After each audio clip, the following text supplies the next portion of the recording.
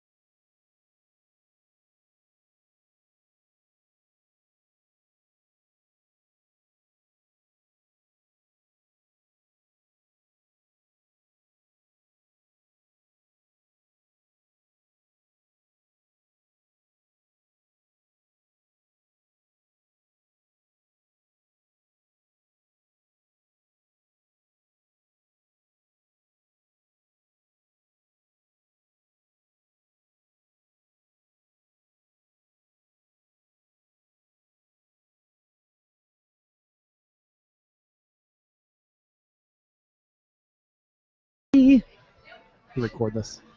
Oh, humanity. Are you recording? Yeah. Oh, yeah. Oh, we're live? Yeah, we're live. Oh, humanity. Not to be confused with the manatees that you feed out of a hose. Water in the mouth is so good for manatees. Okay. All right. Yes. Right here. Right here, Yes, buddy. sir. Oh yeah, he's just Yeah. giving himself a little whore bath. It's good. I like it. Little horse nap. Whore bath. Yeah. It's good. What hat we got there? Red's All-Star hat. Oh, okay. On these microphones, just get up in them. You know, wait a minute. Are you telling this guy how to handle a microphone? Usually on normal professional microphones, you can kind of stand back a little bit. He can get back here and do his whole thing. But on these, you kind of got to eat them. Yeah, You got to deep throat them a little bit. And which one is his control, sir? Oh, yeah, you're here if you need to mess with Gotcha. volume. No, I'm good, man. All right, cool. All right, let's go. We're already going. We're already going. Hey, everybody, what's going on? It is the Permanent Relegation Podcast, Voice of the Brickyard Battalion, Episode 8. We took a brief hiatus 2 weeks ago. That was an unbelievable train wreck of a show. That we kind of went old school on our old Permanent Relegation I want to type. blue guest. I'm sure we'll get It's not, tweets yeah, immediately. it's not his fault. Oh, no. But we're back talking everything Indy 11, soccer. We're going to talk other sports if you don't mind as well, because I'm sure that you're tired of. I don't know that the guy that we have on the show tonight actually has any type of knowledge of sports. No, not at all. He's not known for this. And I don't think he's ever been on any type of radio internet show. Yeah, that's a microphone, Yes. sir. Is this on? The lingo for these are cans. Thank you. Yes. Oh no! And our somebody- levels are I am, good. I am actually just blown away to have this gentleman on our show. Yes. And Let's get the Yes. particulars out of the way. We're Do it. live at Particulars. Fisher's Chatham Tap. yes, It's a hot as hell Tuesday evening. it wasn't bad. It was pretty warm, comparatively. It's supposed to Yeah. be nice the rest of the week, though. Sure. I am your co-host, Andy. Of course, with me as always. No, dude, go ahead, host. No, I said co-host. Do your thing. Can't do that. Can't do that to you. Well, we know who I am. I'm Chris. the asshole of the show. Yes, Chris. he is the asshole of the show. At Caged Fear, at Cbala. You make sure that you tweet us at PR Podcast. Tweet any. Show. PR podcast show. We are at PR Podcast Show, aren't we? I think I have to tell you this every single time. I've messed that up a couple of times already. It's all right, though. You're the consummate professional. I am. It's hard to believe I have a radio This is background. like the delicious dish of soccer Yes. shows. I love this. Somebody that's Shreddy's great. ball sack going to make an appearance on the program at some point in time. The guest with us on episode 8 is the voice, one of the voices. I kind of messed that up earlier. I said the voice of Brad Indy is the 11. face of Indy 11. Oh, He's the okay. good-looking TV guy. I'm really the radio guy. You can refer to me as the voice. I'm Okay. cool with that. All right, the voice of Indy 11. That voice And, is like, It's smooth butter. God, I love that. God, it's like chocolate cake. I'm going to get a couple of hinge downs in me. You're fine. Don't worry about it. That's what I'm rolling. I'm running the hinge, buddy. Yes. So I'm rolling the water. good. That's good for you because if we give you a couple of those, this yeah, is going to it's end up gonna- being a yeah, train it's wreck. gonna be a train right, wreck we at got all. you. So So I'm kind of just because I'm actually more nervous with this guest. you really are. You've Than been any talking other about guest. this. You have done something Because- to this guy. Dear God, He was man. here early. He was ready. He was I'm set. always here early. He was. Except for that one time we came like he was 15 prim and minutes. proper. I was not. I was not. I was I not think at I have all. everything. Do you think these are in a perfect? Do you think he's gonna Don't like mess these? them up! Do you think he's gonna like these? Maybe split this over. Yes, Okay. all There's impressive and then there's OCD. There Yes, might be an yeah, issue maybe there. a little bit of both. But Okay. Greg Raystraw is with us. You got a Twitter handle, Greg? At Greg Rakestraw. I'd like to Oh, keep it It's a simple. tough one. Plus, also, people learn how to spell my name that way. That's People very true. butcher that thing beyond no end. It's What's funny. yours? funny- Baumgarten? Funny, no, Baumgartner. Oh, is Funny it you mentioned that, Baumgarten? Greg. It's Baumgartner. Because everybody messes it up. There you Everybody messes it up. But of course, your day job, if you will, Mhm. is sports director, program director, or sports There you director. go, program director. Program director for I go by 1070. either one. Yeah, whatever. 1070 The Fan The man. and 107.5 FM. You filled in for JMV a couple times last week while he was on vacation. It is vacation season, but thankfully that's coming to an end. Actually, today I wasn't on the air, so I saved all my good material for you guys this way. You know what was nice about you filling in for JMV is that there was actually some relevant soccer talk during the drive time. Now, I'll tell you what, though. How Yeah, I about was- all three of our guys during the World Cup? There was no prompting from me. It's true. There wasn't like a memo that now, There wasn't. fellas, if So you you would didn't talk do that. 30% World Cup on your shows, they just took it and ran with it. Okay. Grady, Dockich, JMB, all of them. And that's what I love about those guys. You know, they realize, all right, this is part of the business of sports, and they're in the business of being the water cooler conversation of sports. And for that time, that was the dominant topic on the show, at least from, say, June 16th, the first American match, through July 1st, the end of the tournament run against Belgium. So, you know, there was no prompting from me. Those guys just took the ball and ran with it. It was fun to kind of kick back and listen to it. And I bounce out of work around 5 o'clock every day, so I hear a good majority of JMV's show, especially during the drive time hour, where your listenership goes up Sure. around that time. And it was very funny to listen to him at the beginning of the World Cup and be like, oh, I don't really care about soccer. And, okay, these are the scores right now. And as things progressed, they started actually talking a little bit more about some things versus just being like, well, here's the score. If you care about that, and go for it. And that was capped off, I think, by the Brazil-Germany match because that was going on while he was on the air. Yeah. And, I mean, you could tell people were monitoring it on Twitter, watching it. Some of us in the offices actually have television. Some were watching it on their laptops. And just, you would hear these random swear words. Most of them coming from my office. I don't really have a dog in the fight. Right. I'm rooting for Team USA, and I root for the teams that I predict to win. And I thought Germany would win that match. I didn't think they were going to win 7-1 or score 5 in the first 30 minutes of the match. But people will walk by my office. Are you okay? I'm like, dude, look at the score. This is Yeah. internet gold right now. And then, Twitter blew up during that time. So Yep. the funny thing is that it ruined me for the next match. There was not a thing wrong with Argentina and Netherlands. but I found myself being bored. I'm like, Sure. where are my 5 goals? Right. I was promised this after watching yesterday. Netherlands cheated you anyways, because after they come out immediately with Spain and they score 5, and you go, Right. oh, this Netherlands team, you see the flying header of God come in from Van Persie, and you go, oh, this is gonna be fantastic. And then they basically, once they got into the knockout stage, nothing. Yeah. Then you go, okay, well, They're back to- We'll still be telling our grandkids, 40, 50 years from now, I was alive when Germany scored 7 in Brazil. It's very true. And they were actually 3 men down the entire time. It was Yeah, great. It was yeah, good, They yeah, played yeah, uphill in the first half. in the snow in Brazil. It's the only Yes. time it snowed in Brazil. Right. It was a weird front that came through that just dumped a bunch of snow on Brazil. Now the thing too is that you had when you were filling in, you did have a lot more of the active soccer talk. And did you find that more of the soccer regiment, if you will, called in a little bit more? It might have literally been like the 260th Regiment that may have called. Because soccer tends to follow me now, and I'm perfectly cool with that. But when I'm filling in, whether it's for Grady or Dan or filling in for JMB, it is now open season. Soccer fans, Indy 11 fans, tweet to me knowing I'm going to talk about it. Sure. And so it's like an open invitation. And the one thing that I'll tell people, because John's a machine. John takes off like 1 week a year.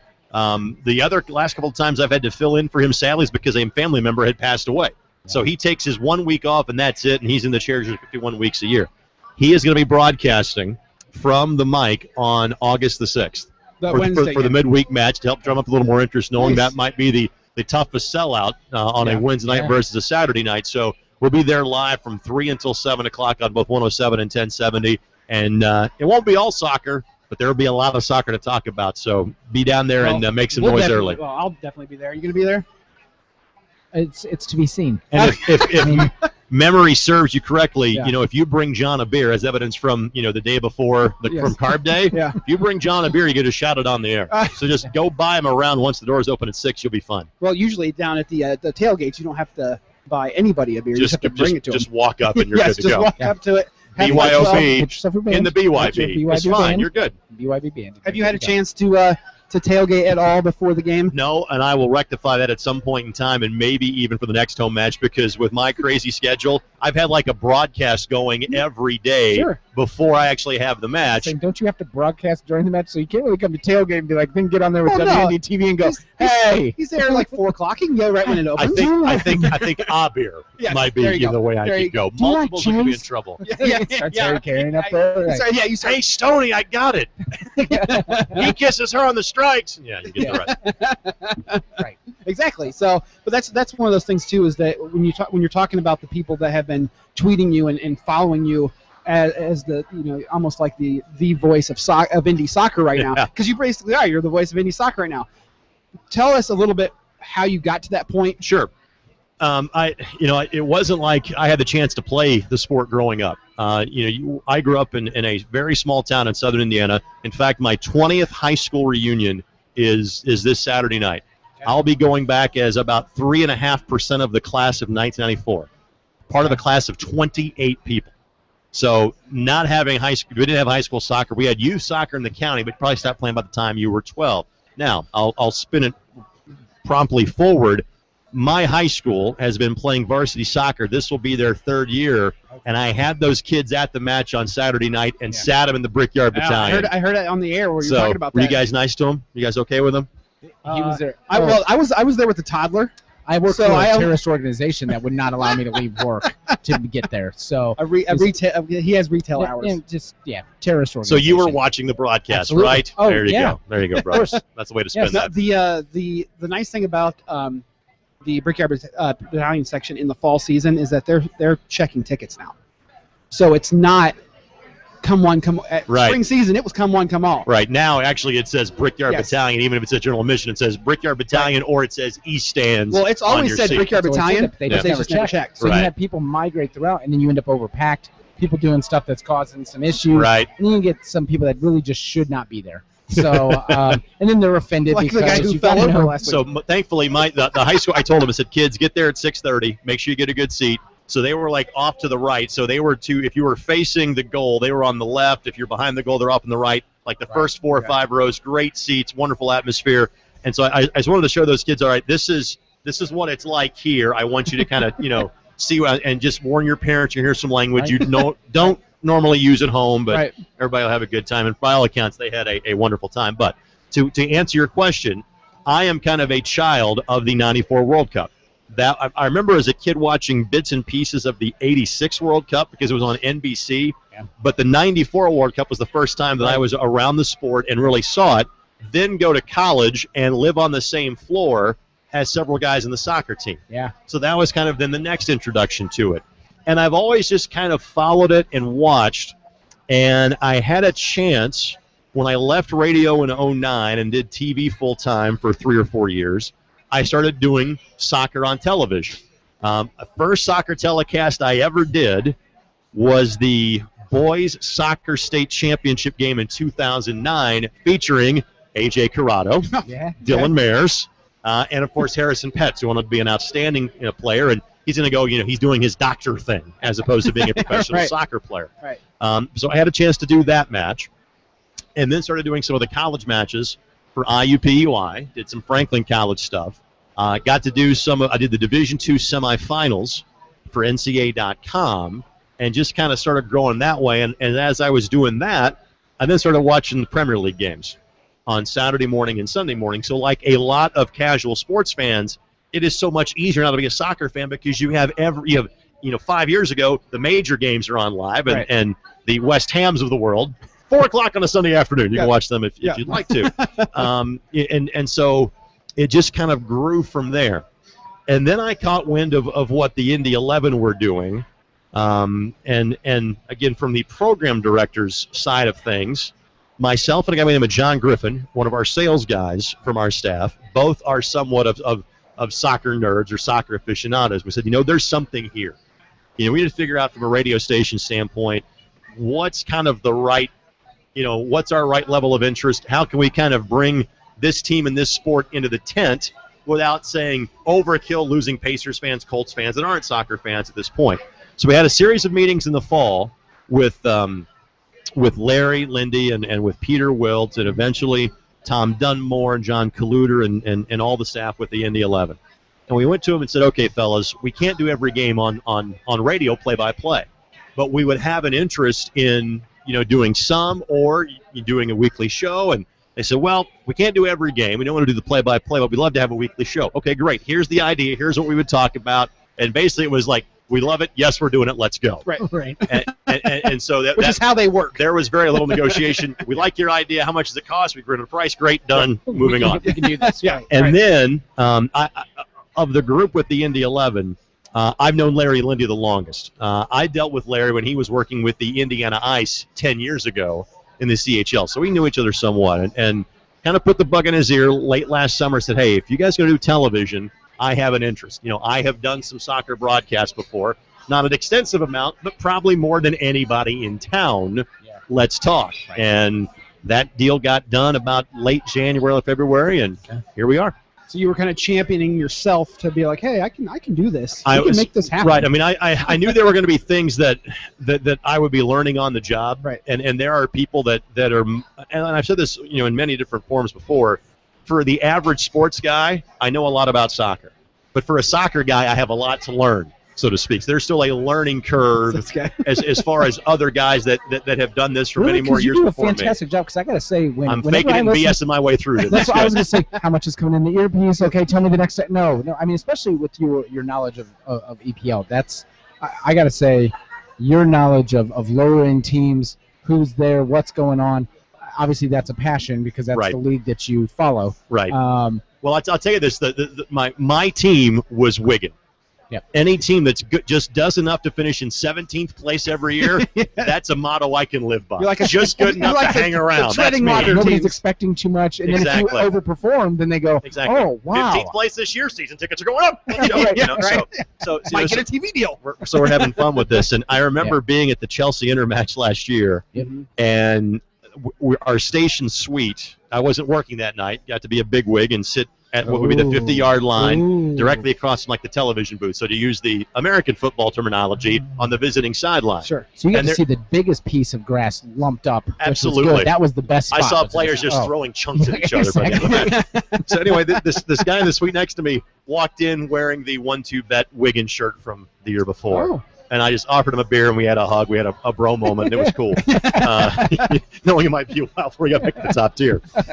So I mean, I've been watching the sport really for about, at an MLS level off and on for a while. Right. I tell people the oldest piece of laundry that I have is an 18-year-old U.S. soccer T-shirt, the old crest logo from '96. And I've been following the Premier League really about the last 4 or 5 years. So that's kind of when the soccer love affair started for me. Nice. And in terms of the viewership, kind of going back to the broadcast. Sure. Obviously we've been lucky enough to having some games on ESPN3, which you've got a much broader audience there. True. And that's, by the way, that's great. That's great for the league. There's one match every week on ESPN3. Right. It's huge for the league, and it's mandated that every team has to have a home stream. Now, obviously, some of those are higher quality than others, as we've learned from watching some of these matches. But for that league to have a relationship with ESPN3 is massive. Well, and that's, in not making a plug of who I work for at all, but if you have a mobile carrier, keep in mind, you can get that on your tablet and smartphone through your ESPN Watch app. Literally, if you are an NASL guy and you go, I sure wish I could be at work watching games, ta-da. So from terrorist organization to plugging for said terrorist organization, the span of 3 questions. That's how it works when you work for that mobile company. It really is. It's such a flux of emotion. It depends on the minute. Sometimes I want to. The company should be called Bipolar Wireless. Yeah. There you go. Excellent. But your viewership, especially locally, right? Do you get the numbers for that and seeing exactly how? I don't. Okay. I get to on this one. I get to be just the dumb talent. It's wonderful. You don't have to worry about the other stuff. I don't know how the sausage is made. I just go, man, doesn't it taste great at the end of the process? Radio questions, I can give you those. But the television side, no. I just get this good-looking face, and that's what I do. Right. But I will tell you this.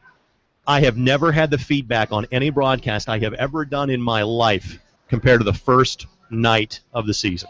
The April the 12th broadcast against the Railhawks, where just so many people, obviously 11,000 were there, but I can't guess the percentages of the community that were watching and say, okay, I want to see this for the first time. I want to see what this is like in my town, and my Twitter timeline was blowing up for 2 hours. And so I've done well into the triple digits of state championships. Yeah. I've done a lot of small college championships for NCAA.com. Right. I did IUPUI radio for 9 years, and so I've done a lot of stuff over the last 15, 20 years from a broadcast standpoint. I have never had the feedback that I had from that match on April the 12th. Wow.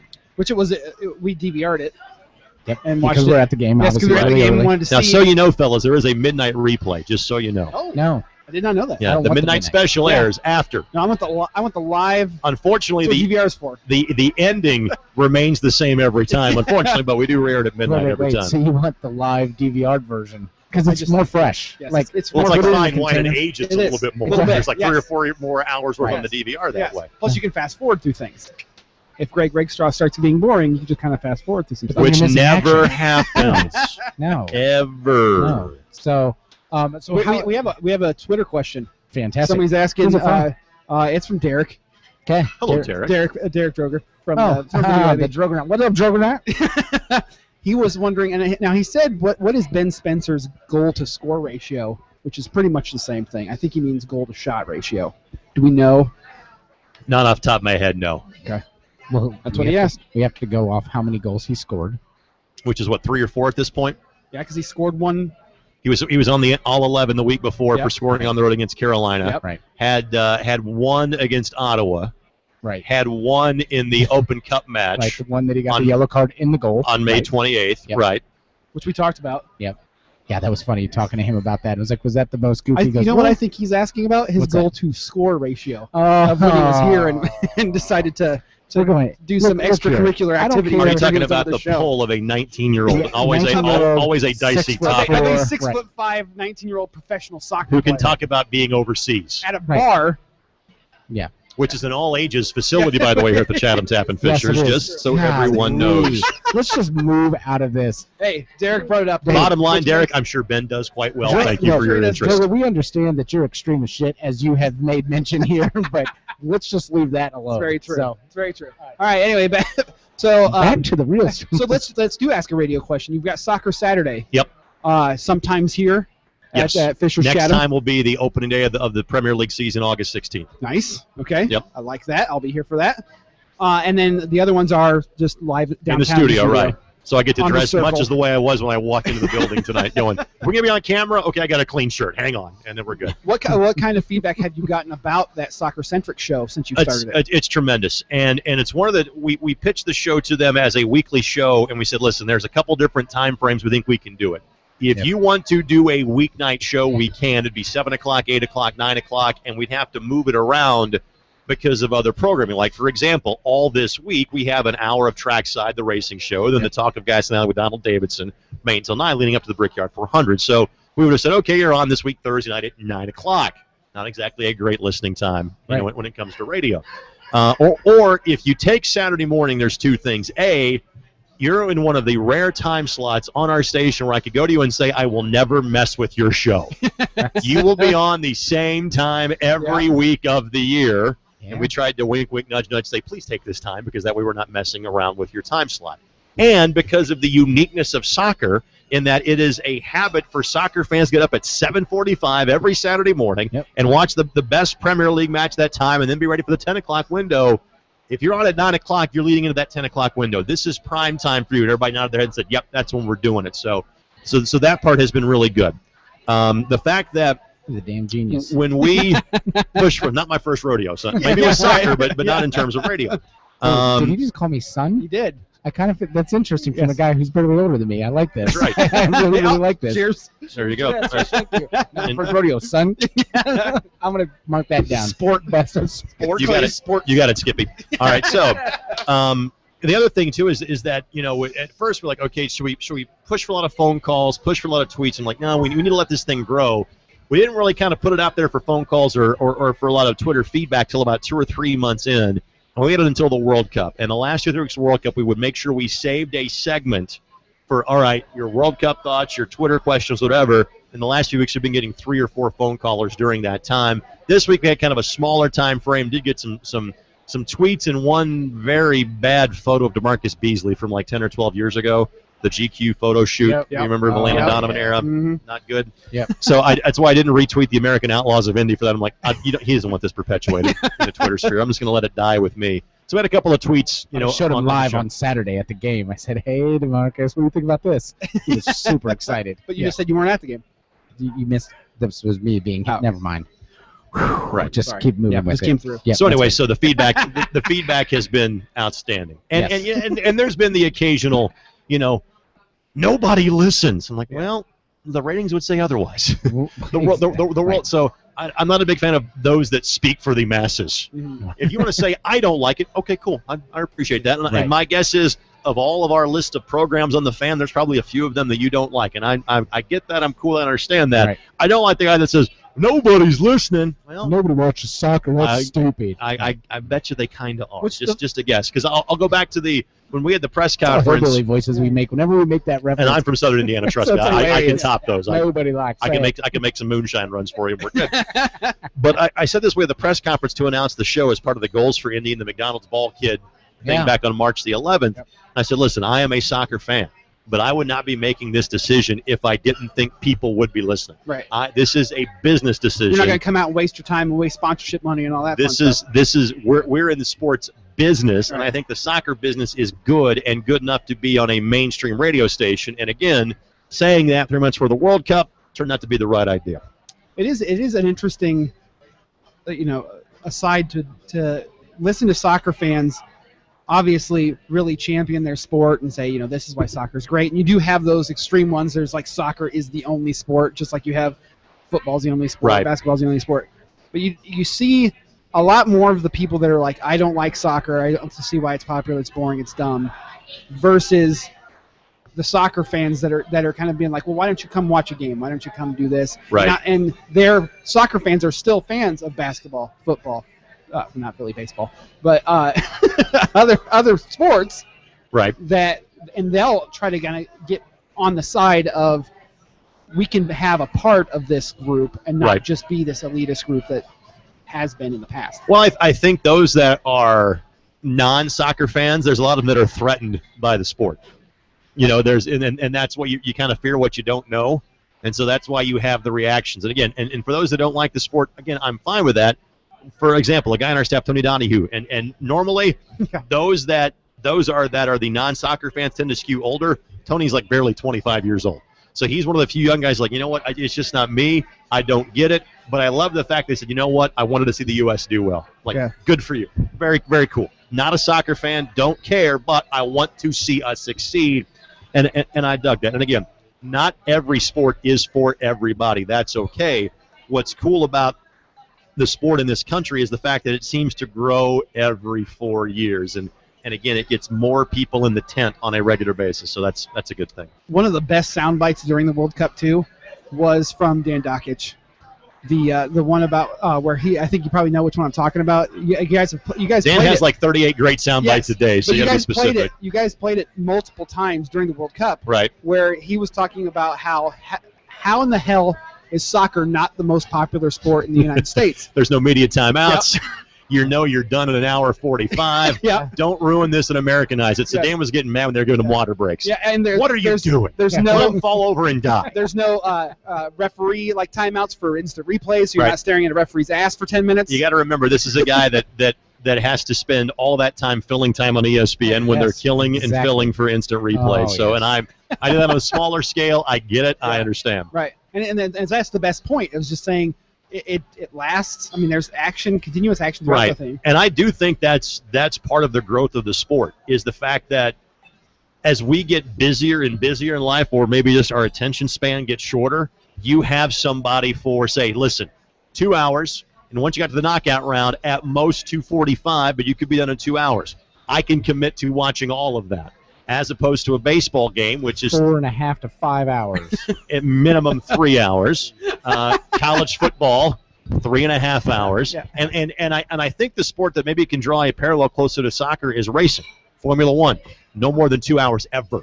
That's all they do. Hockey's not bad either, though. Yeah, hockey moves at a 2.5 hour clip because they've really cut down the number of whistles in that sport. So I think you see this across the board from various sports. It is a matter of you have to shorten things because people just won't give that level of time to it anymore. That's so expensive. $100 million. $100 million. For James Rodriguez to Real Madrid. Well, they were in need of more talent in Real Madrid. I think they definitely need another. This is the Real Madrid guy. I'm surprised you didn't. Do you have your Decima shirt underneath your shirt again? No, I don't need to. I think I made my point last time. So, no. You know what? That's fine. So, again, we'll enjoy all the cups we'll be in, and we'll enjoy Champions League, and you just enjoy whatever you're going to enjoy. I'll enjoy just winning the Premier League, and that's all. That's basically all. That's not even going to happen either. So, kind of moving forward. So, World Cup-wise, since we're talking about this, give me your overall thoughts. I mean, obviously, you had a lot of people that said they'd feel really diehard soccer people have been following forever. Kind of felt this was one of the most exciting. No doubt. You were right there with goals.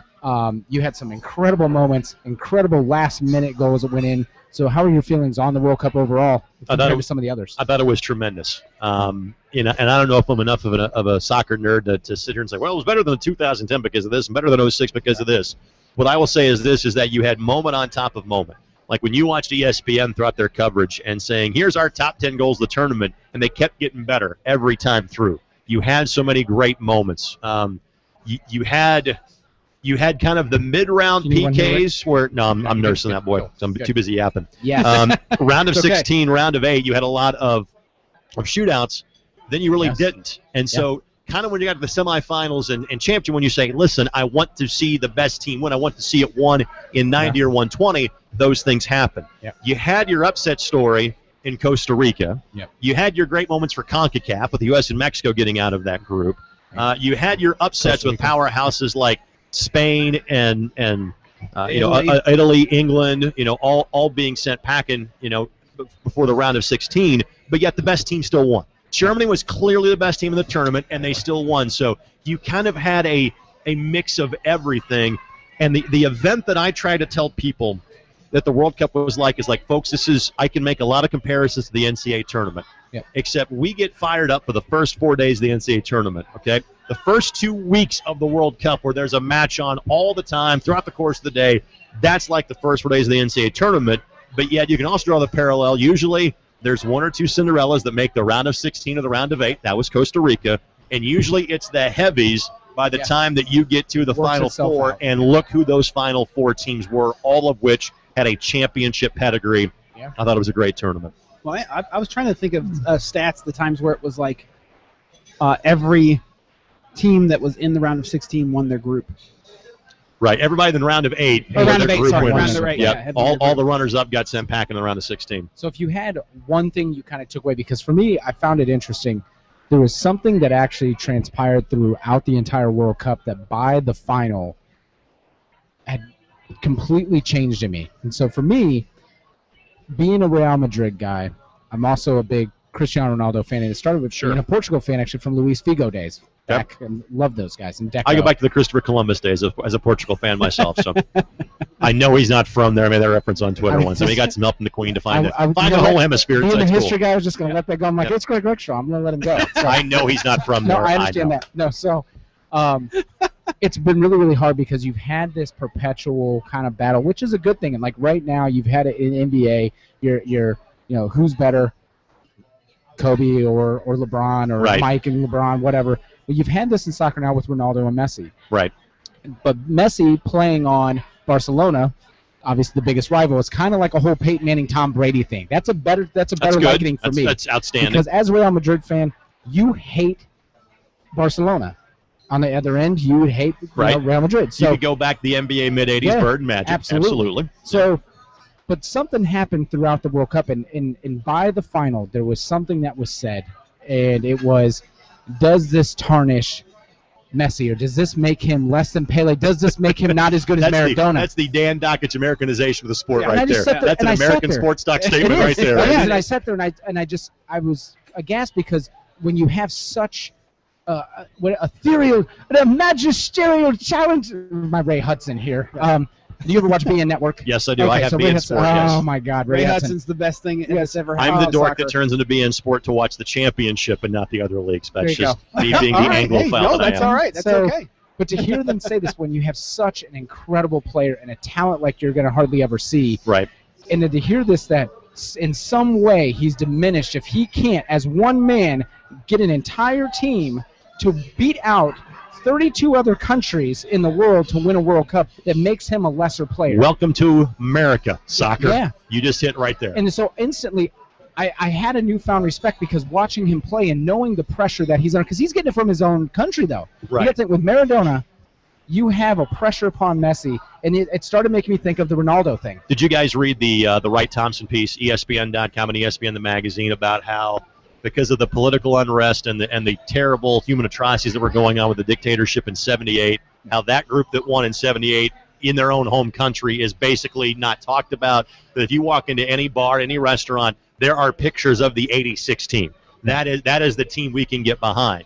And so because of the kind of socioeconomic timing of it, Maradona is the guy that kind of lifted them from this malaise. Right. They just got their ass kicked by England over the Falkland Islands. This is the guy that kind of salvaged life in Argentina. And so not only does Messi have to live up to Maradona as a soccer player, Maradona is literally viewed as a savior in that country. So good luck topping that dude. Well, and they're two completely different personalities Absolutely. too. Well, yeah, because And Messi's very humble. He's He's also not ridiculously high every time he takes that the dude's not field. coked out of it. He is not Lawrence Tayloring the shit He's out of not it. trying to snort the byline every time that he walks onto the pitch. Did they put down the byline with coke today, or is this just normal paint? Ready to play, boss. Let's They do go. it twice. They do it once for Maradona, and then they actually do it. Right. So, hearing the same things they talk about against Ronaldo, same deal of, well, was he going to win a Champions League? Can he win the outside of Man U? Can you? Is he going to be able to get into the World Cup? Is he going to be able to have success in the World Cup? No, he's not as good as here because he can't succeed here. Now that there's that comparison where it's no matter how good you are, right? You have the Americanization of it. It's kind of like what happened with Tom Brady for me.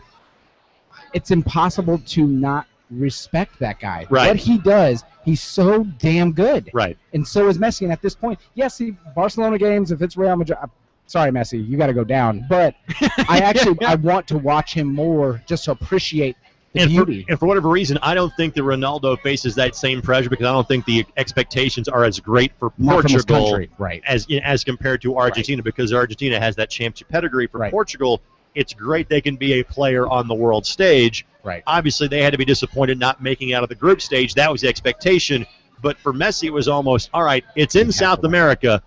You have to win. In Brazil, you want to beat Brazil. You need to beat them in Brazil would be even bigger. The one saving grace for Argentina was they didn't give up 7 goals to Germany. They finished better than Brazil did. Yeah, they did. So were there any moments in the World Cup that you kind of took away that, watching a little bit more maybe than you normally would, and kind of really getting into it and going, man, this is something that even I learned or something that you took away, kind of heartfelt, or maybe it was about our team? Or Well, no, I mean, putting you on the spot about that. I love the passion that our fan base was able to show. Yeah. I mean, if there was really only one moment where you had that in 2010, and it was that late goal, and that was obviously, a few years into the YouTube revolution to where everybody could take a picture and post on YouTube, and we had all these, montages of this is every sports bar in the country going ape shit because of a late goal being scored by Landon Donovan. This time it seemed to be more of a shared experience. So like being at Mass Ave and about a bar in, everybody singing the national anthem together. Yeah. That was really cool. Seeing hundreds of people turn around as they were leaving down 2-0 when Green scores, all of a sudden, oh my God, we might still hang around this thing. Yep. That was kind of a cool thing to see. I guess big picture, what struck me was the fact of in years gone by, there were countries you're like, there is no way in the world that team is moving on. There are countries that you're like, it's great they can make the final 32.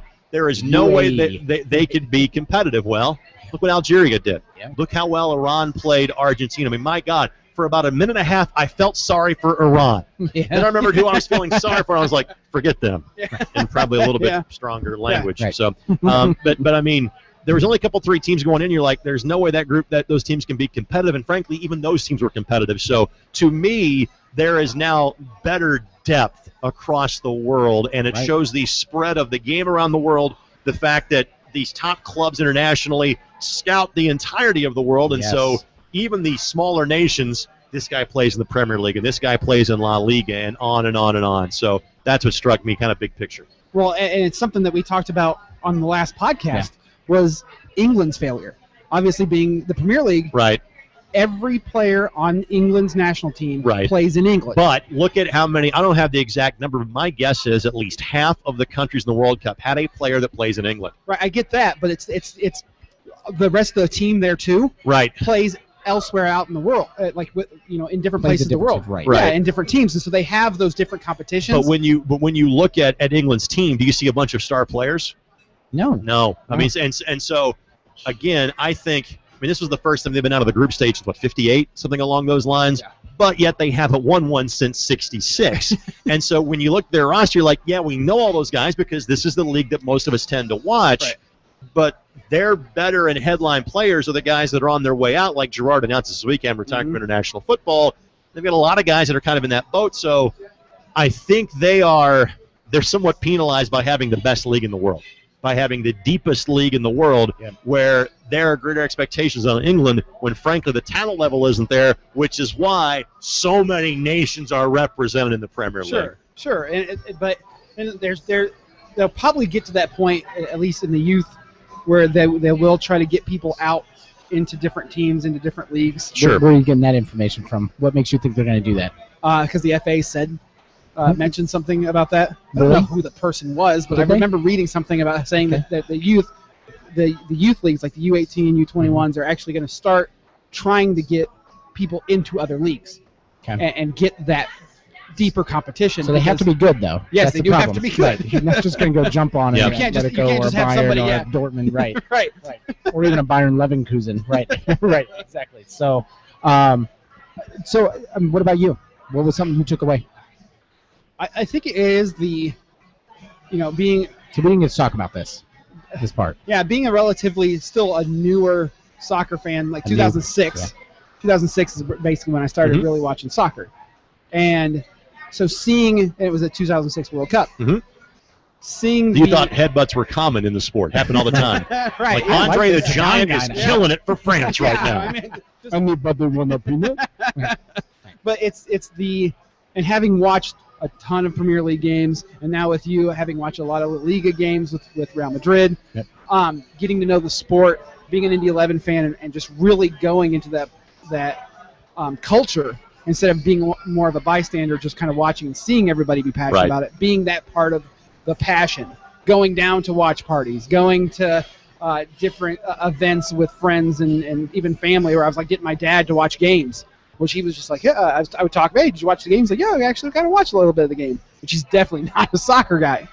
And it's that attraction that just from being a former media guy, the promotion that they've done, the marketing that people have done to get more people involved has been incredible. And that's the ultimate sign as far as whether soccer is made. And I had the blog that was right after the World Cup and said, okay, there's two different blogs out immediately. I said, all right, I said, here's the kind of the future of the U.S. team. Here's what's going to look like in 4 years. Then I said, all right, let's stop asking the question, is soccer going to make it? Because it's already made it. Yep. And the last piece of argument I had is like, folks, here's the next television deal for Major League Soccer, $720 million over 8 years. Which is more than they did for the Premier League. EPL. Yeah. Yep, exactly. So it's here. So they kind of transition in that. So when I was last on your show, and this was what game was that right before? Was it right before Calgary? I was on with Whitey. We're on the same show, and we got talking. This is right before the final game of Premier League. Yep. And we were talking about who was going to end up winning. You were asking, and then we got talking about Suarez going to La Liga, and I said he's leaving. There's no doubt he's going to go. And you're like, I don't know, and that would be. We both agreed that would be absolutely horrible if he left. Right. So he's left, and he's down in Barcelona because he really wanted. There was a post that came through. He really wants to get a taste of Ronaldo and Bale. So he wants to get a taste of. So how do you think this affects EPL going forward? That you lose somebody who is that exciting to watch. Amazingly, because of what happened in the World Cup, it's the only scenario where it's a good thing that he left. It is a terrible loss for the league that he left, but now the circus that is, the fava beans and the nice Chianti that is Luis Suarez, he could head on down to La Liga. So it's still a bad thing because he still has an amazing level of skill, and certainly it weakens a team that probably should have won the championship last year. But given what happened, it's the only way for the English to spin that into a positive thing. You don't have to put up with it anymore. Okay. And then you had Sanchez come over. I mean, he's just a wee nibbler compared to Luis Suarez. Right. Yeah, it's not a like for like, but you still have a lot of people that are moving. And obviously, there's back other over. great talents, throughout the course of the league. There are. They definitely brought in some people. I mean, obviously Diego Costa comes over as well, and that may be a good form. We'll see how that plays out for him. But you lose a polarizing player, good or bad. Right. It still you need brings villains too. Yeah, exactly. So. I mean, going forward, so we had a good, a lengthy conversation going forward. And you being an EPL guy, obviously, Wigan's taking number one. Yes, right here. Well, Wigan's going to dominate the championship. Right. So let's see if they're going to play 46 matches. So if I do some quick math here, they're going to score 138 points next year. Got it. Good. Ready? Okay. That's amazing. Yep. They will clinch promotion by mid-January. Moving on. Fantastic. Okay.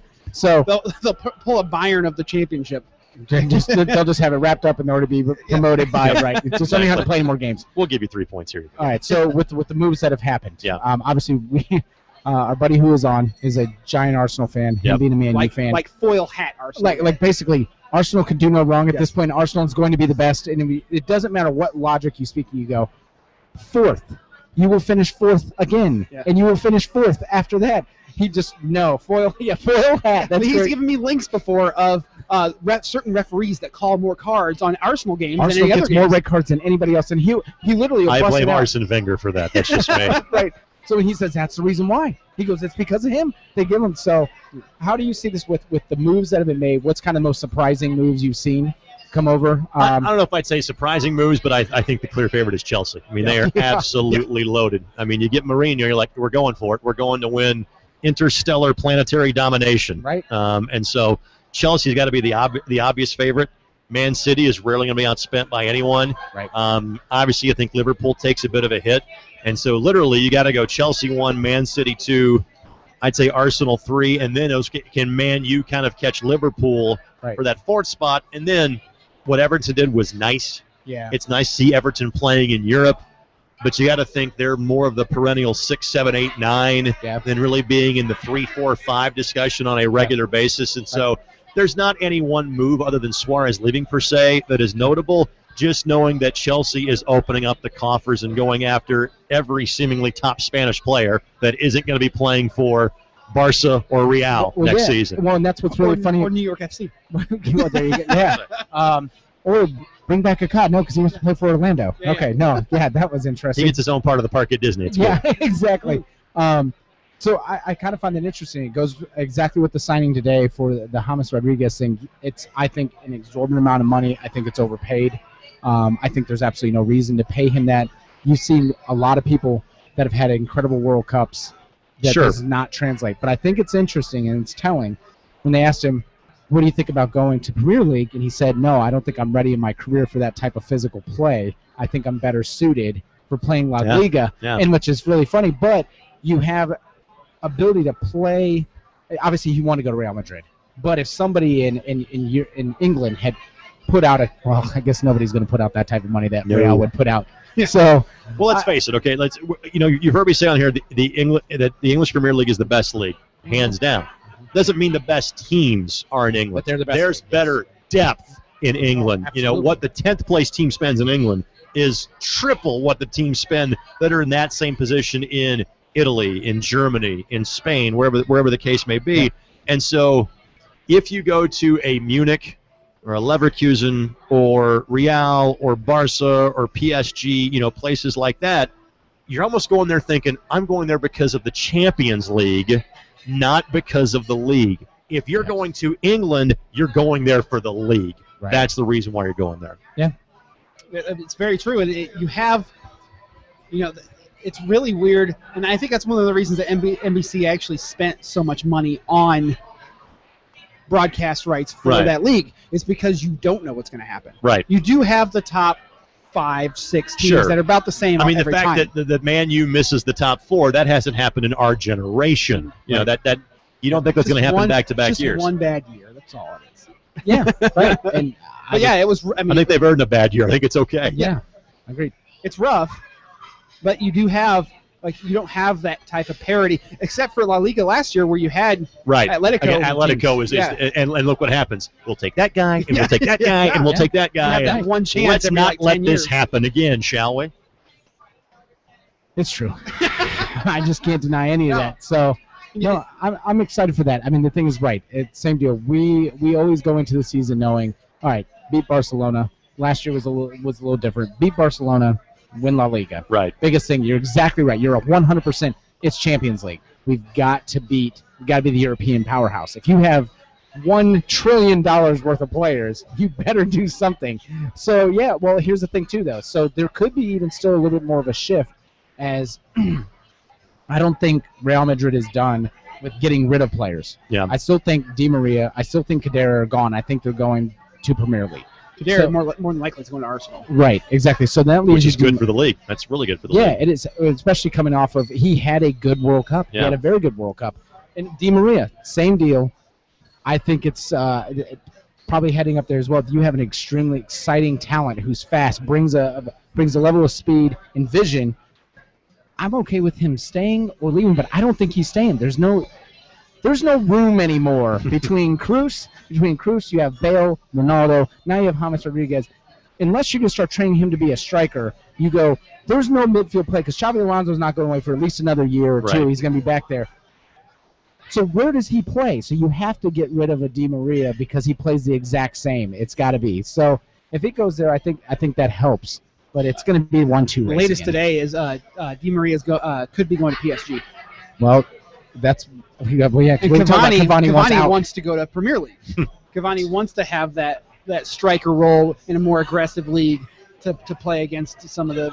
It's just that's how he is. That's the way. That's his style of play. I think Wigan could use a guy like that. Of course they could. And if they could only pay him, if he would take like 50,000. The only guy I don't want Wigan to sign is DeMarcus Beasley. That's the only one I draw the line on. He's got to come to Indy 11. That's the big champion thing that they've been doing. Okay, honestly, that will never I wasn't going to ask that question on the broadcast on Saturday night. Right. And DeMarcus was kind of lined up in our booth a couple minutes before the end of knowing we were having him right at the jump of halftime. And so we're kind of doing the chit-chat thing. We have a 2-minute break to clear, and I'm, hi, how you doing? Nice to meet you, blah, blah, blah, blah, blah. Hey, great to have you here. Congratulations. And I said, when do you have to be back in Mexico? He's like, not going back, man. Yep. Out of contract, new chapter. I'm like, all right, you say that. I have to ask this. I wasn't going to ask about, so, hey, what a great play for the Indy 11 at some point in time in your career. But I was like, all right, what's next? And then we kind of started talking about those things later. I said, by the way, you look great in that jersey. Just so you know, to kind of help plant that seed. So we'll let that keep filtering out there as long as we can. What's going into the World Cup, I actually There was a chant I was extremely critical of DeMarcus Beasley just because there's so many times I've seen that guy fall over at this point, get burned, I'm going. And then actually after the very first game, it was kind of the same deal against Ghana. I went, oh, here we go again. This is it. But then something clicked. And I will say he had a great World Cup. And he would and it was funny that he stopped himself in mid-interview at halftime. And he goes, oh, my God, I just referred to myself as a left back for the first time. He's like, mark that on tape. I've never called myself a left back until this interview. So that was cool. Yeah, and there was a couple of DeMarcus Beasley to Indy 11 chants during the game. How often? I guess that's one of the things. Let's kind of transition into Indy 11. Sure. How often do you? I know that you make reference to the Das Boot. Yes, and a lot of the other chants that go on. Yep. We've been actually extremely grateful because you've mentioned us a few times on the broadcast. Mm-hmm. But how much of that outside fan base, obviously sometimes it does drain out your well, your voice. we've got field mics so that to pick that up. I've got earphones, and I've got myself and Brad that I can hear, and because soccer is such a continuous thing, it's not like there's a producer that's in my on a regular basis. Do you have a spotter with you too? No, it's all me. And so. Sorry, you're looking over somebody and you hear the phrase, do you have a spotter? It's just kind of interesting. No, I'm just kidding. On other sports, Never mind, yeah. just- Sorry. Well, and look how low we are. Yeah, Like- you're right. You're field level almost. I've done games from the Colts broadcast booth for radio, and I haven't had a spotter. I don't blame somebody from 6 stories up for having a spotter. Right. But because I've got a basketball background, people are like, don't you want to be higher up? No. I can hear the players yapping at each other. I like that. I love in basketball with the score table for radio. I'm opposite, where I have nobody block my view in basketball, so I love how low we are, and so I love that perspective. But I can hear, not word for word, but I at least know what chant I'm hearing. So I hear Das Boot. I love the We've Got Pedro Mendez song. Can't use it if he doesn't play in the match, but there you Did go. you see this from the game? So watch after the shot, watch up in the crowd, and tumble. And ate it. Now, the look towards Christian here is, I'm good, dude. I'm good. I'm amazing. I'm good. I saw Christian walk over to make sure he was all Yeah. right, but Oh, I didn't know if the ball hit him in the face. No. I didn't know if a Just sliding over tackle. Give that guy a sobriety test. Right. So Yeah. this is a family section over here in the BYB. If you want to carry a flag and fall over the rails. That's why I told my coach, said, listen, I got good news and bad news for you. Good news is I got you 30 seats together. Hey, that's great. Where are they?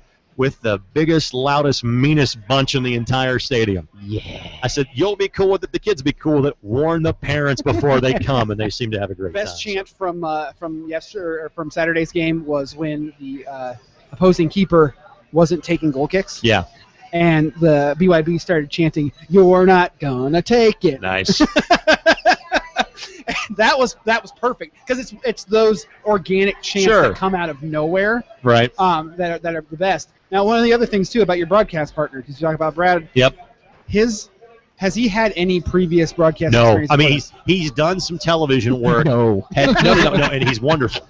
He's wonderful. Yes. And so that to me is why I say it that way, is it's part of the story, is that there was kind of a run through of a few people, not like that we did like auditions with. There's not like these hidden audition tapes. You Like guys sat in front of a TV an and old SNL skit. Walter Matthau going for the role of the Gimp in Pulp Fiction. We don't have one of those things. But Brad played overseas. Played a lot of years of indoor soccer before MLS was around.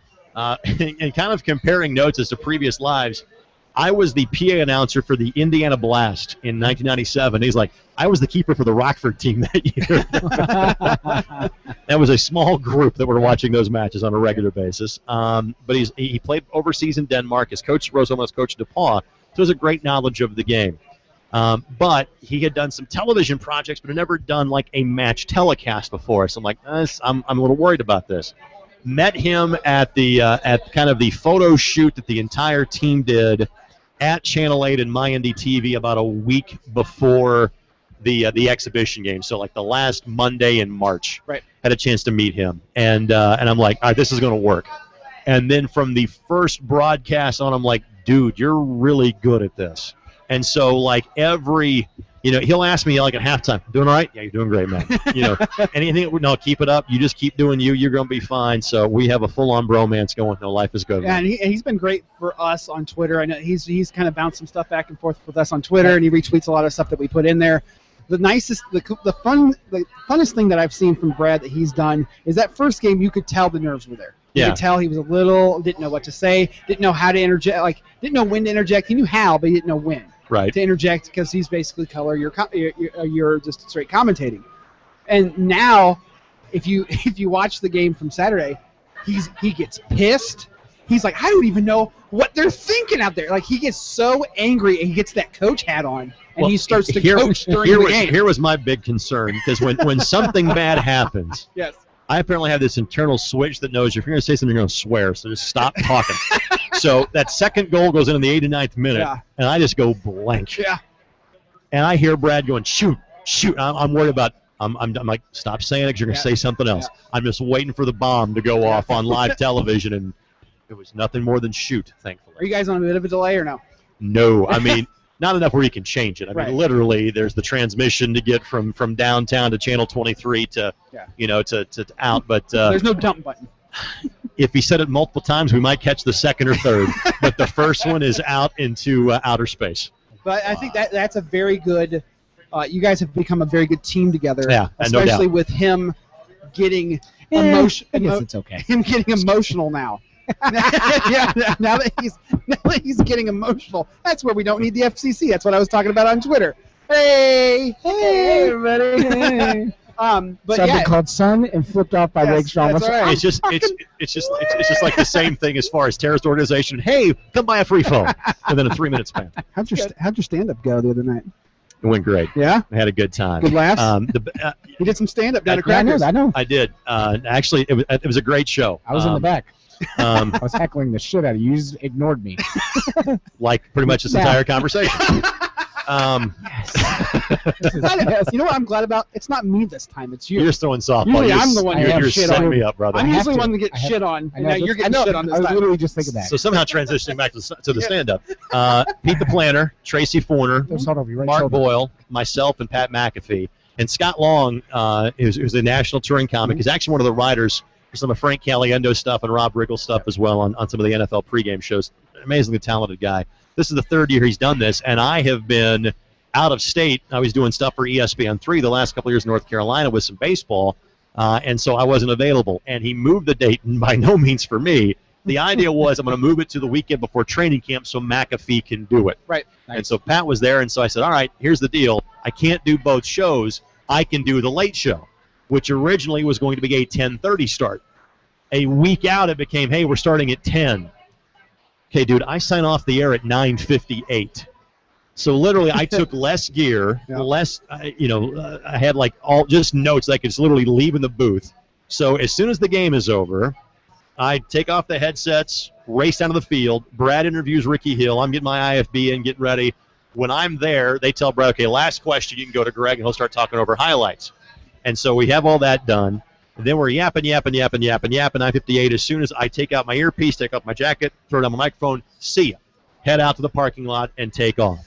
And I go pole position, fast and furious, overtake button. Yeah. I made it from the IUPUI campus to Crackers in 19 minutes. This is Crackers in Broad Ripple. Right. Well. Yeah, downtown, I could have had like an old O.J. Hertz commercials, but hurtling over people, and we would have been fine.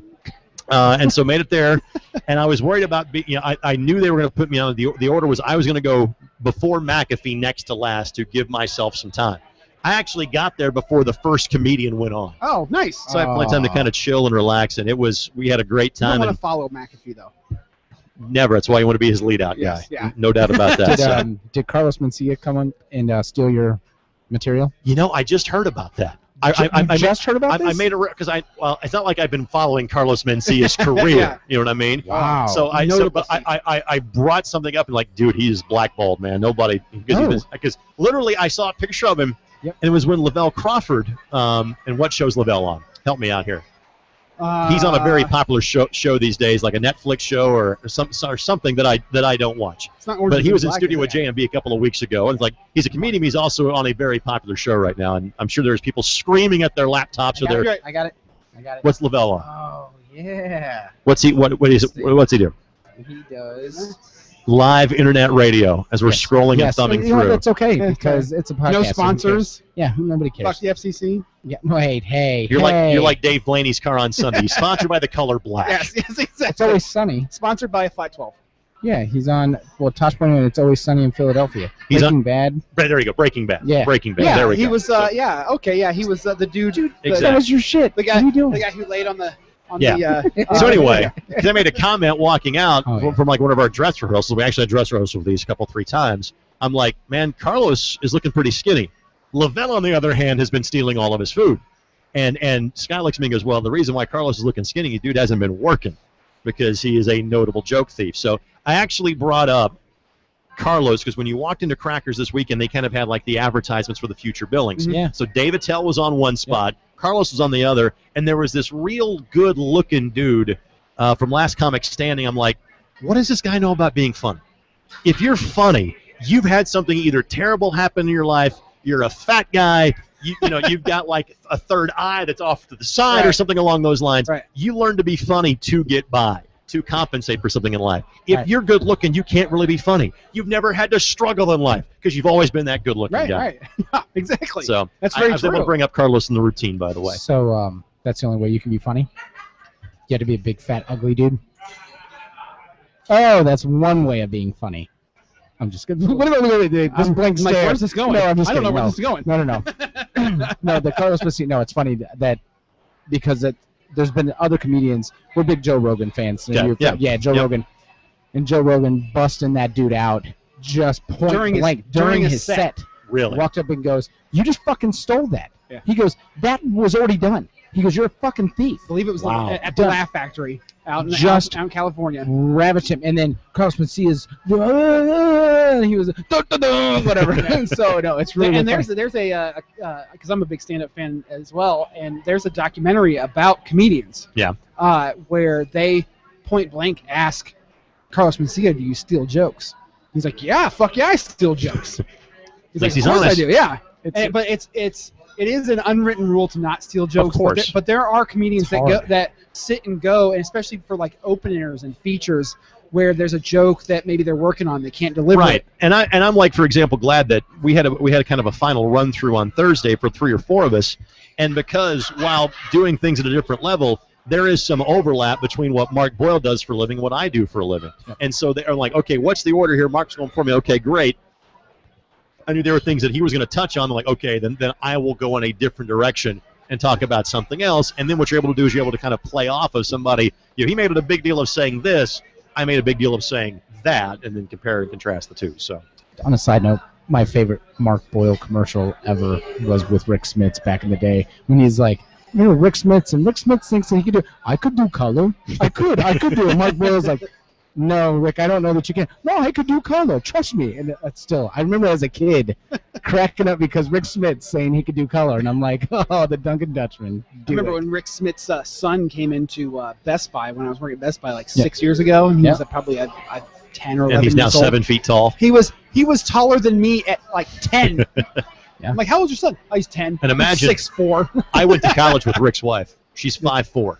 Could you imagine how tall that kid would be if, somewhat taller? I'm not thinking about I feel bad for I'm his really wife. not thinking about the kid right It's now. kind of like when you looked at Shaq and you looked at his wife and you went, I'm sorry, the sheer physics just boggle my mind. I do not understand this dynamic. I'm not a biology major. But it shouldn't work. So anyway, that's a square peg. So let's talk about your stand-up real quick. Yep. So how long have you been doing this? That was the first time I've ever done That was it? Yeah. Because I was going to say, wait a minute. Doing any research on Greg, I'm like, I don't know anything about doing stand-up. So No, man, it's first time. How was the rush? I was great. I mean, the thing is that I wasn't that nervous some reason have this really great sense of self-confidence for a fat guy. I have no idea where it comes from, but I seem to have it. You get to talk a lot on the radio. Exactly. Let's not go that far. Talking on the radio, I'll give you that. But because, again, I'm used to hosting a show for all these years, you have some semblance of talking to an audience. And I've done a lot of speeches, like corporate speeches, events, and outings and stuff like that, and you always try to work in a couple of jokes at some point in time. Yeah. And so I had a comfort level with the audience. What was interesting, though, they talked about this the 2 or 3 times they got together in the month prior to this, is that, hey, when the lights are on, you can see about 2 rows in front of you. And everything else is just laughter in the background, and that's all you can see. Hopefully laughter in the background. And it was. So I thought I did well. Yeah. How long did you have to prepare? How long was your set, first off? I did about between, I want to say, 6 and 8 minutes, I want to say. And, and the goal was for all of us to do 9. Okay. We weren't doing like an hour-long, like Richard Pryor special. Oh, yeah. But between the 5 of us, there was a light that went off at the 9-minute mark, a red light that was like, okay, shut the fuck up, time to move on. And so hit that only for one of the performers. That's awesome. That was it. So I think what a lot of people don't know, especially that you did stand up at that one time. No, I never. It was amazing. No. This one time at band camp? Yeah. But for what a lot of people don't know, in terms of just being behind a microphone or in front of a camera, 6 to 8 minutes feels like forever if you're not prepared for it. Right. Like a minute and a half feels like forever when you're like recording copy or something like that, and you're like, this is supposed to be 30 seconds, and you have this whole paragraph, and then you look down and it's like 20 seconds in, and you're like, oh shit. Or on the other end, when we try to give our thank you speech, thank you thing, we looked at like, okay, we can do this in like quick, like 3 minutes. And then it's fucking 25 8 minutes. How the hell we've only gone through 2 paragraphs? But yeah, and so you had that advantage of having your sense of time with your voice. Right. And I got a great piece of advice. Chris Hagan from Fox 59 actually did stand up professionally for a couple of years before getting into television. Really? Okay. And so I ran into him at an Indians game about a week before, and he had done this before, and he'd actually been a part of the first 2 years of this. Actually had a pretty significant injury and a severe concussion at a charity event 3 or 4 weeks ago. God. So he was at the show, but didn't want to get up on stage in case he kind of stumbled, forgot something, whatever the case may be. But he had a moment of clarity with me about a week and a half ago and said, hey, you're used to having no immediate feedback when you're on the radio. You just kind of go. He's like, if they start laughing, let them laugh. Get that beat, let them pause, let them be a part of the conversation, and that way you frankly need to have less material. Let them laugh, and so that was a great piece of advice. And thankfully they did. Oh, that's good. That's a good thing. So rapid fire questions. Yep. How well do you think Indy 11 is going to finish fall season?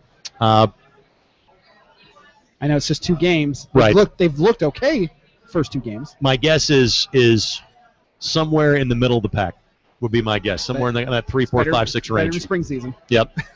Hopefully 3 means Minnesota wins both seasons and we're good to go. And we're in the playoffs that way. Exactly.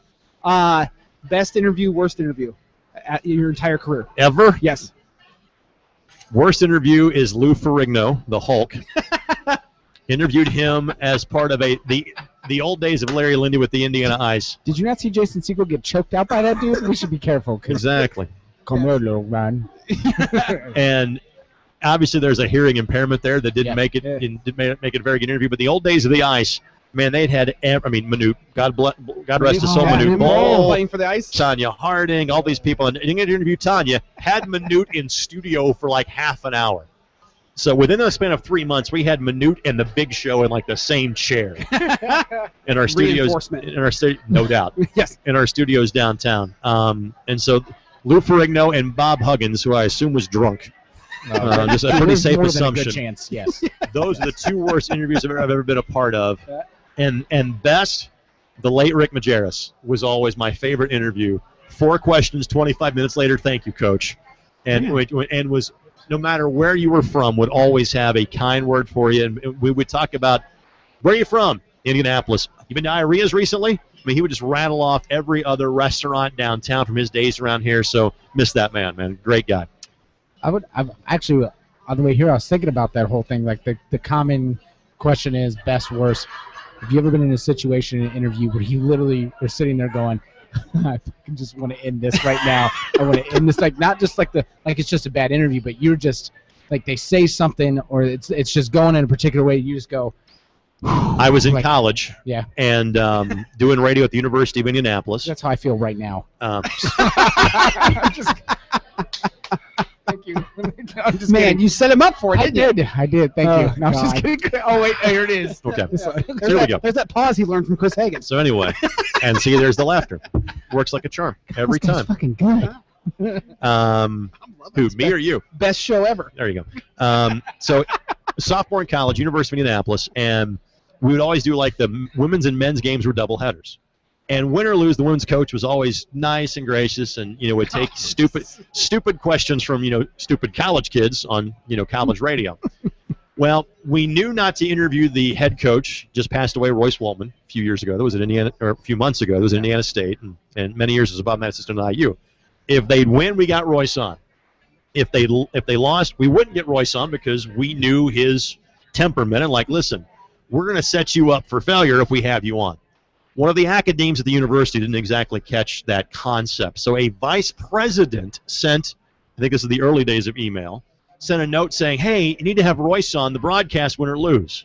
Even though he doesn't oversee the radio department or anything like that, but he thought, hey, this needs to happen. So we're in Owensboro, Kentucky, and the locker room is away from the gym. And as is typically the case in Owensboro, you get completely screwed by the officials, find a way to take a 5-point lead into a 5-point loss, and potentially this loss might have cost them a chance at the NCAA tournament, which would have been our first trip to the Division II tournament. Okay. So I'm friends with the assistant coach. I'm doing play-by-play. Then I said my color guy, I'm like, we have to go get him on the air. We've been told we have to get him on the air. So walk across the gymnasium, knock on the locker room, talk to the assistant coach. He walks over there. Assistant coach walks out, looks at me like this, and I can see him mouth, what the fuck? As in, why are you asking? And I shrug my shoulders and look, and he gets, Royce comes storming across the floor, snaps a headset, this fucking thing on? And I am in full stutter, stammer mode. I have no earthly idea what I asked him. Is that your question? He gives me an answer. Hey, Coach, I know you're upset. Thanks for the time. Boom. Walks away. Jeez. And then he said, I'm 40. I'm a man. Come at me. Come at me. I'm He'd have 40. been 10 years before Mike Gundy if he did it. Wow. By the way, Fun of a Jeremiah kid. Johnson Yeah. from Fox 59 had a great line, so I got to give him credit for it. He's like, Mike Gundy should start every press conference with that line and then update his age by the years. Who's 43? So like this year, I'm 47, and my prostate's growing. Anybody have any questions? Come at me. That's what it Exactly. should be. Especially because Jim Rome uses that fat all the time. That soundbite. Rome. That soundbite of him yelling, make fun of a kid because he's fat. And it's just that fat every time. And it's going to live in infamy. Those moments will live in infamy. Right. Agreed. Oh, I thought you were going to say something. No, I'm just, dude. You were rolling. You're rolling. I'm just here Okay. with you, baby. No, you're here to love get you. shit on, and I love it. Ah, man, this has been good. I want because Greg no- on every I know. fucking podcast. We got John This is Dawson. like his fucking redemption song over here for some This reason. is. I didn't realize you were like the beaten child syndrome over here. I feel bad. Like now I feel like I need to give you a hug and buy you things and tell you I love you every day because You do already, baby. okay, all right. Anyways, Colts chances this year. Very good. They got to survive the first 4 games without Robert Mathis. And the first 2 opponents, him to play Denver and Philly, are not good. Yeah. But even if they go 0-2, you've got Jacksonville and Tennessee then coming up next.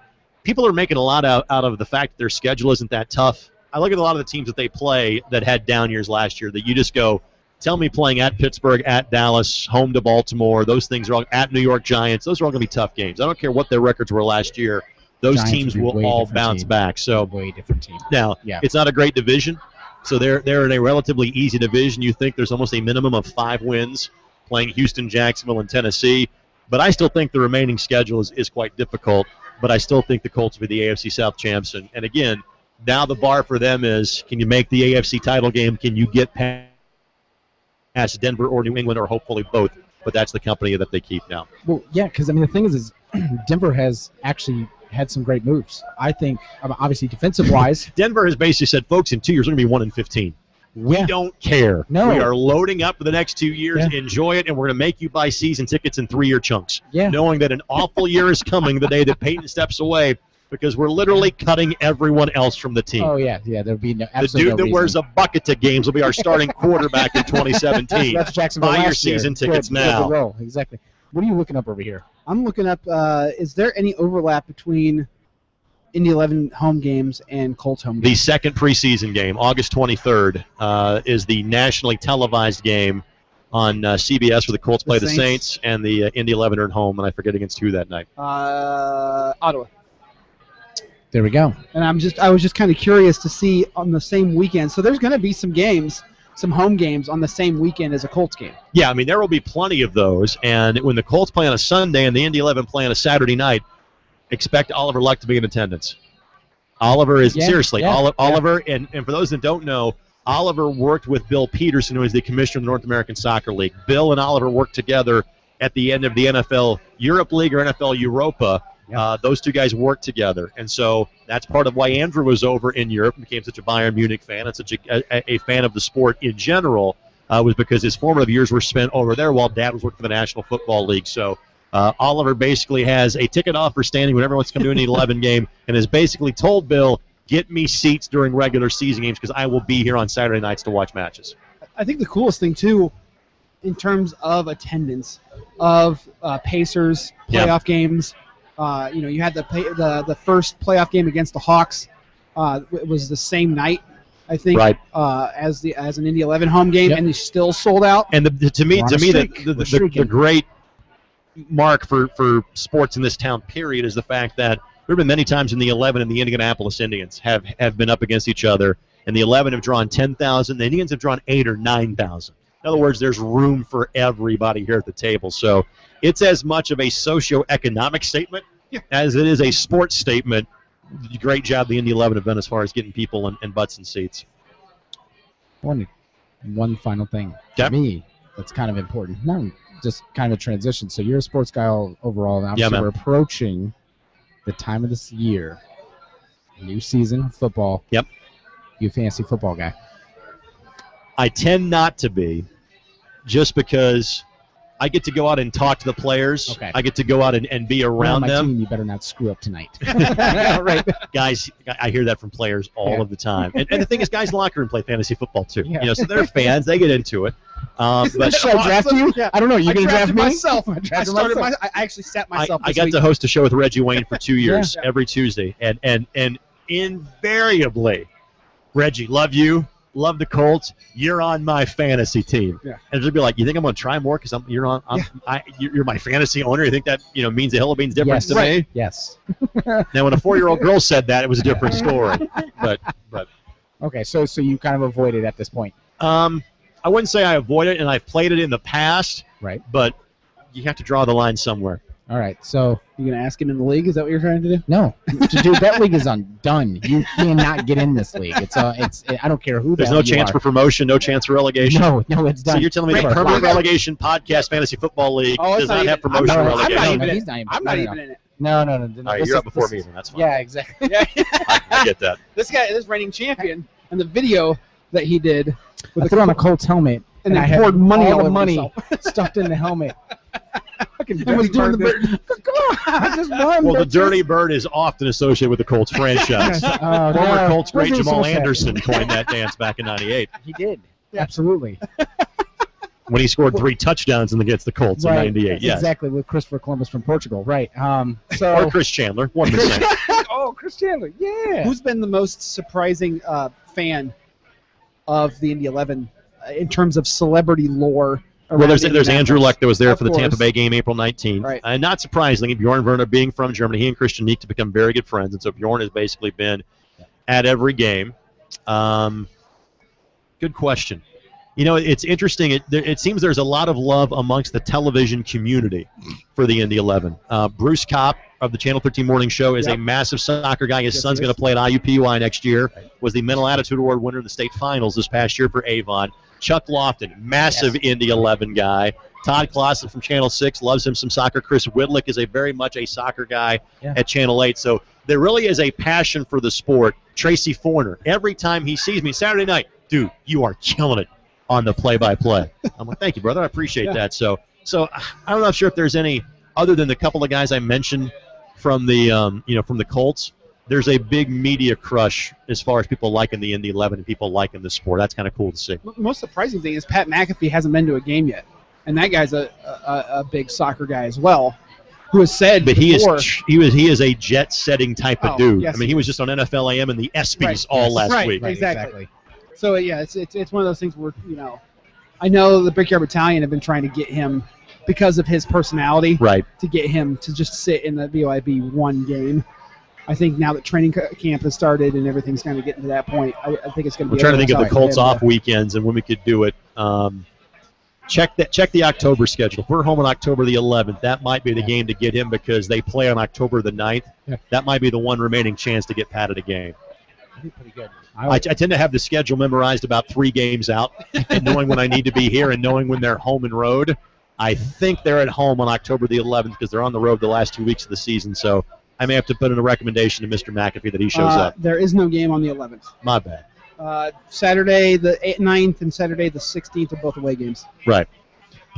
Damn. So with all that you know, I Yep. guess, how does your schedule work? That's During the- August, by the way, those dates. Check October. Oh, yep, that's right. Damn. See, like I see how my this mind guy's works. like October Rain 11th Man. is Minnesota. Oh, that's Sports gonna be- Rain Man. That game's going to be definitely. That's rough definitely game. August 11th. Bring him out for the Loons. Perfect. October 11th against the team that won the spring league. Ooh. yeah. Who just played Swansea and I think beat them 2-0. I think 2-0. 2-0. 2-0. Yes. So how does your schedule work during the week? So obviously you have. I kind of have a 9 to 5 with 1070 being the program director, and I'm trying to make sure I'm in there. I mean, obviously I've got meetings off-site and things like that, but try to almost be treated like a college professor. Need to have office hours, Okay. so people can come in and see me, whether it's Right. hosts, whether it's sales types, whatever Yeah. the case may be.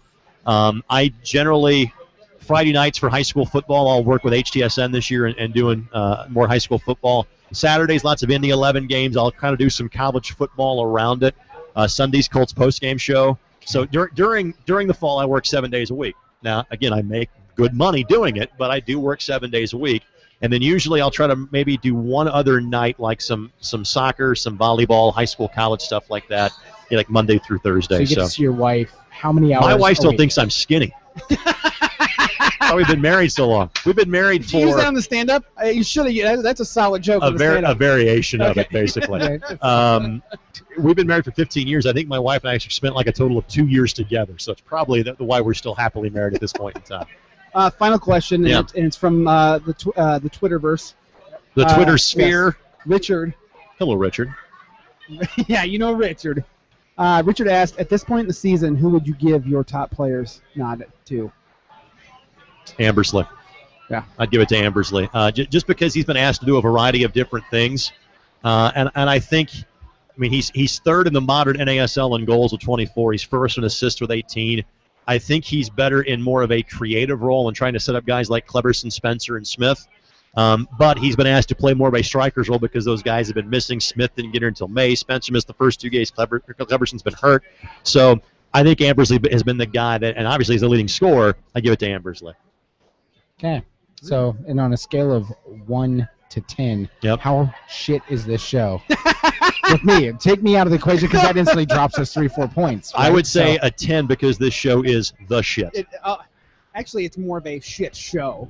most of the time. that's- But no, actually, I just want to thank you. Of course, you buddy. are an incredible, you're an incredible gift to this city because, again, You're making what me you've blush. done. No, I mean because obviously you've been doing it for a really long time here, and we appreciate not only how you are as a professional, but you have such an incredible personality, and what you have done for this city with bringing it up, and we talked about this on here with saying, you know what, not just as a personal fan, but Sure. there is business sense, but pressing that issue. Right. And now you see the success without guys like you, because at the beginning, the biggest issue was there was very little media support. Right. And you were in the forefront of this. And nobody will give you the dues.